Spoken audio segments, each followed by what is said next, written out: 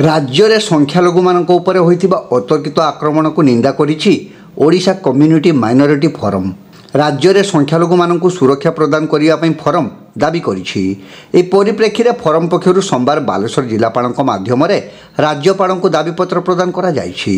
गत 2 मास मध्य राज्य में 20 रु अधिक घटना घटी बेले बालेश्वर में 8टी घटना समस्त को चिंतार पकई संख्यालघु नेता डॉक्टर पल्लव कुमार लिमा उद्वेग प्रकाश करिसेंति।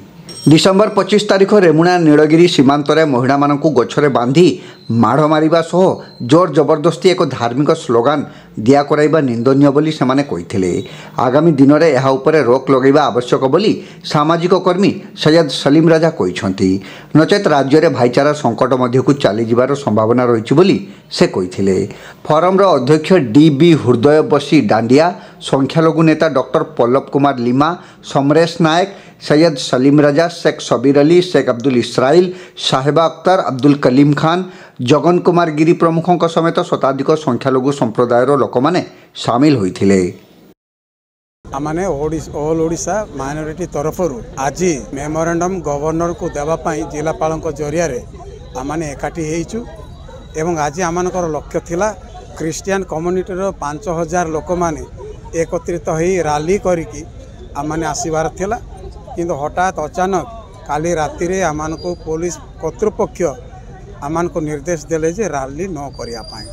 जेहेतु बालेश्वर जिले में जो एक विशेष आईन लागू होती से लाइन अनुसार आमे 15 दिन अपेक्षा करिया कहब से परमिशन पाइबापी एवं से परमिशन पाइला परे आमाने रैली करि पारिबो। आमानकर रैलीर उद्देश्य है गवर्नर पाखे आमानकर दाबी है जे सारा ओडिशा रे ख्रीस्टियान एवं मुसलमान जो अत्याचार जो ताड़ना सब होउची तार प्रतिवाद करने आमाने ए रैलीटा आयोजन कर शांति पदयात्रा। रेमुणा रे घटना घटी आमकर जड़े विश्वासी भौणी को एवं 2 जन लोक कि प्रकार भाव निर्मम भाव जेपरी से ताड़ना कराई माड़ मराई से गोटे मर्मन्तुद घटना। पुणी गत काली सोर रे आउ जड़े भाई को मध्य से प्रकार माड़ होती। खंतापड़ा नुआ वर्ष दिन जो उपासना चली से उपासना पर तंबूटा को पोड़ी देइचंती किंतु से दुर्बृत्त माने से माने तार क्षतिपूरण देइथिबा हेतु आम धन्यवाद।